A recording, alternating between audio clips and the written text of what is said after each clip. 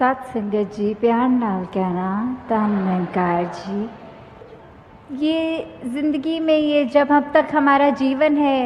ये उतराई चढ़ाई तो आती ही रहनी है, तो फिर ऐसा क्यों कहा जा रहा है कि दुख दूर होगा?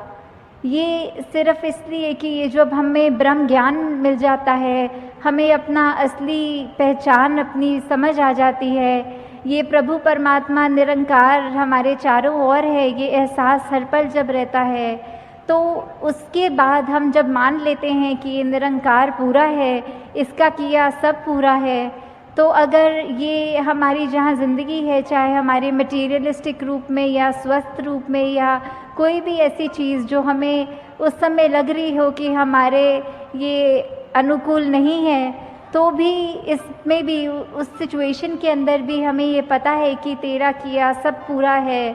तो उस समय यही भाव होते हैं कि चाहे ये सिचुएशंस हमारे अकॉर्डिंग नहीं है, पर ये निरंकार की दी गई घड़ियां हैं, ये सिचुएशंस हैं, तो ये भी बिल्कुल ही ठीक हैं, क्योंकि जो निरंकार ने दिया है सब उसमें शुक्राना भाव, वो जैसा भी सिचुएशन है वो हमारे लिए उस समय वो बिल्कुल बहुत अच्छी सिचुएशन है। हाँ जी। साध दी संगत कर ले बंदे, जांदा रहेगा मान गरूर।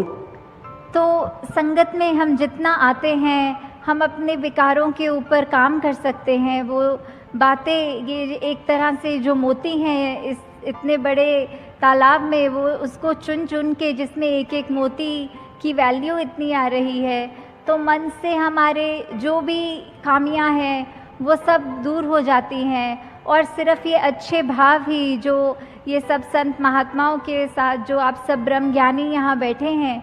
तो किस तरह वही भाव हैं जो ज़िंदगी को तब्दील कर सकते हैं। जहाँ मन में हमेशा प्यार और ऐसी अच्छी भावनाएं होनी चाहिए, और बिल्कुल भी ये गुरूर और इस तरह की खामियां नहीं होनी चाहिए। तो ये सब हमें फिर सत्संग की इम्पोर्टेंस के ऊपर ही दर्शाते हुए कि ये सब भी फ़ायदे हमारे तब तक जीवन में हैं जब तक हम सच्चे मन से सत्संग आके सत्संग को सत्संग की तरह करके, सिर्फ वो ना समझ कर कि आए हैं और इतने से इतने बजे तक का अनाउंसमेंट है सत्संग का,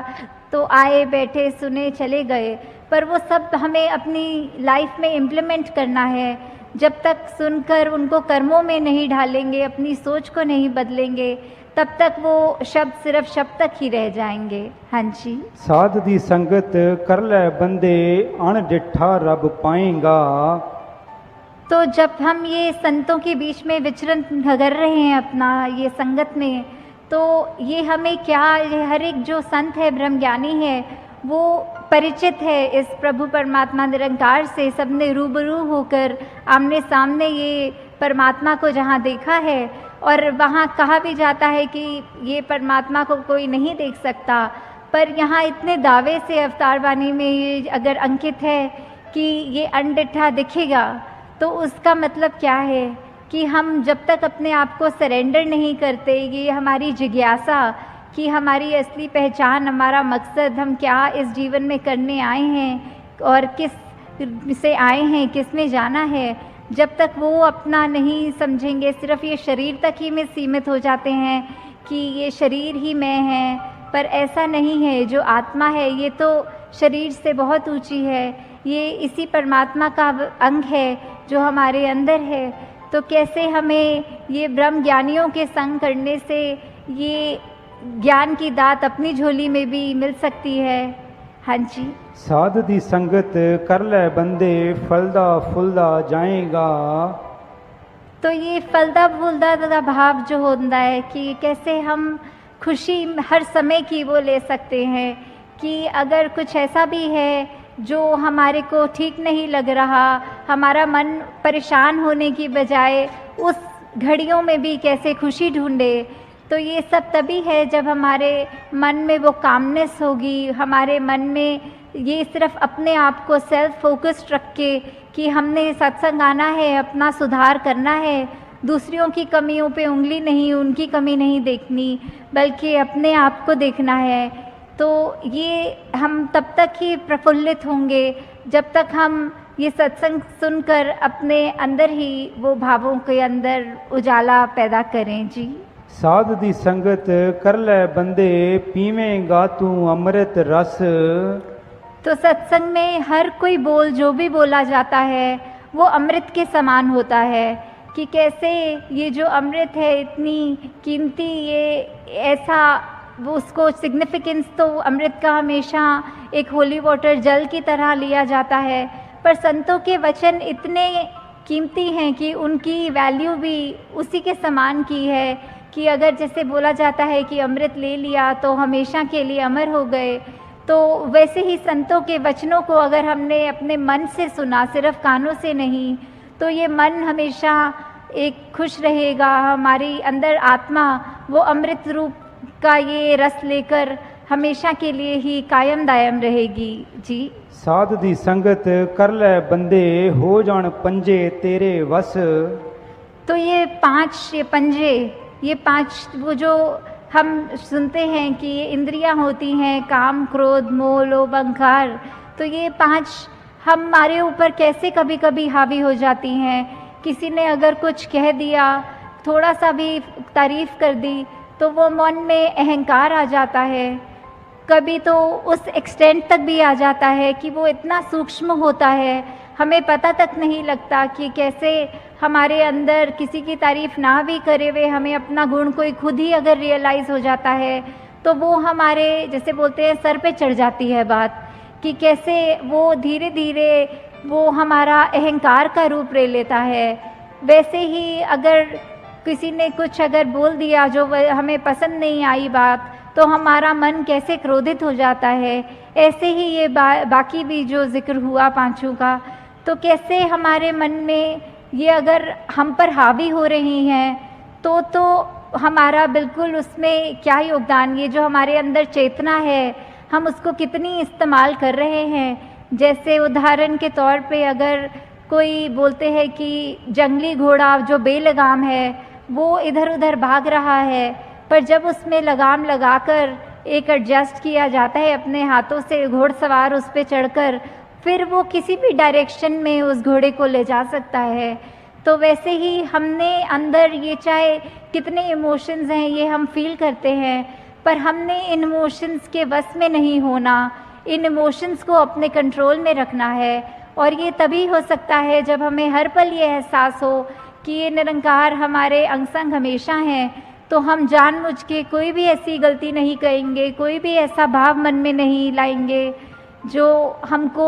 ऐसा हावी हो जाए कि हम वो जानवर रूप ले लें। एक इंसान के शरीर में हो के मनुष्य तन जो इतने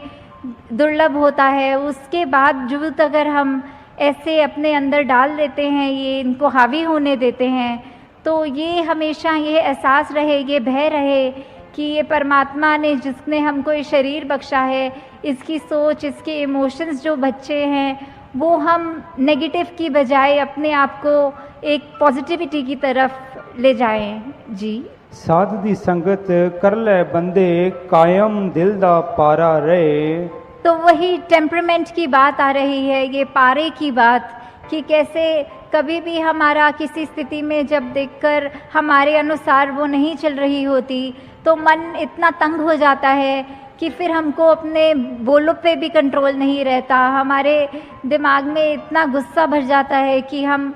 अपने बिल्कुल चैन गंवा देते हैं और दूसरों को भी कठोर वचन बोल देते हैं। तो इस पारे को कैसे कंट्रोल करना है, वो जो सहज भाव की बात की, चाहे ये बैलेंस्ड अप्रोच हो एकदम, कि स्थिति वही बात जैसे पहले भी दासी कह रही थी कि कोई भी घटना हो रही हो हमारे साथ, कैसी भी सिचुएशन हो, तो भी एक रस ये अपने आप को बिठा कर कि मन में कि कोई बात नहीं, हमें दुख में बहुत दुखी नहीं होना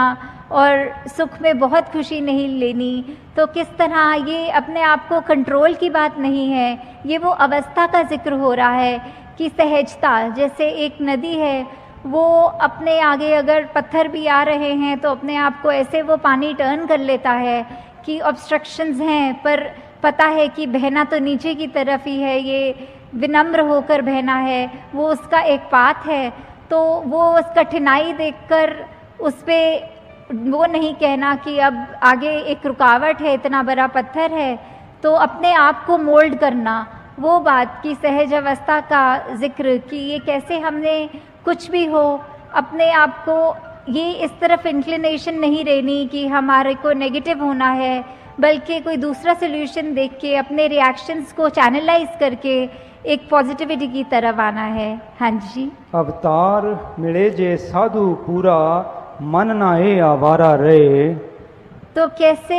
ये जो मन की अवस्था की बात है कि कैसे हम पल पल में हमारा मन भटकता रहता है। कभी हम अगर कहीं होते हैं, काफ़ी लोग, कभी हम अपने घर परिवार में भी किसी से बात करते हैं तो एकदम बात करते करते ख्याल ही कहीं और चला जाता है और फिर एकदम ऐसे झटका लगता है जब अगर कोई पूछता है कि आप सुन भी रहे हो मेरी बात की नहीं, तो एकदम पता लगता है कि हम चाहे फिज़िकली उस कमरे में हैं, उस व्यक्ति से बात कर रहे हैं, पर हमारा ध्यान भटक गया, हम कहीं और ही अपने वो चले गए। तो ऐसे ही ये जो मन है ये भी किसी भी डायरेक्शन में कभी कहीं पे जब होता है तो कुछ और सोचने लगता है, कुछ और करने लगता है। ये वो चैन, ये सुकून उस समय उस मन से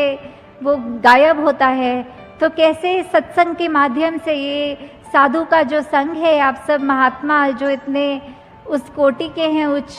तो ये निरंकार सबके अंदर जहाँ बस रहा है, जब हम जितने ज़्यादा इंटरैक्शंस अपने, जैसे बोलते हैं संगत का असर, ये संगत से हमने ग्रहण करनी है पॉजिटिविटी और वहीं से हमने अपने मन को भी काबू में रखना है। क्योंकि जब तक हम अपने मन पे काबू रख रहे हैं, अपने सोच विचार को ठीक रख रहे हैं, तभी हमारे आत्मा पे भी उसका वही इम्पैक्ट आना है। तो हमने अपने मन को उस तरह कभी आवारा नहीं होने देना और इस तरह के अपने आप को वो भाव रखने हैं कि चाहे जो भी हो हमारे साथ, हमें सिर्फ़ और सिर्फ ये रखकर मन में कि हमारे को अपनी असली पहचान मिल गई, हमारे अंदर जो गुण हैं, जो सदैव से इस निरंकारी मिशन की आज जहाँ 90 वर्ष भी हो गए हैं,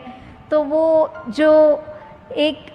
भाव है सिखाने के कि एकत्व का भाव, ये वननेस का भाव, यूनिवर्सल ब्रदरहुड का भाव, कि कैसे हमने हमारे शरीर चाहे किसी भी रंग के हैं, चाहे कहीं पे भी जन्म लिया है, तो वो एक बायसनेस नहीं आनी चाहिए। ये कोई भी ऊंचा कोई भी नीचा नहीं है, सबके अंदर वही परमात्मा है, एक ही पेडेस्ट्रियल पे हम खड़े हैं। तो कैसे हमने भेदभाव वो नहीं करने हैं, सब अपने ये परमपिता परमात्मा अपना, तो परमात्मा की सारी रचना भी उसी समान एक ही पेडेस्ट्रियल पे। तो कैसे हमने हमेशा यही भावों को कायम रखना है कि हम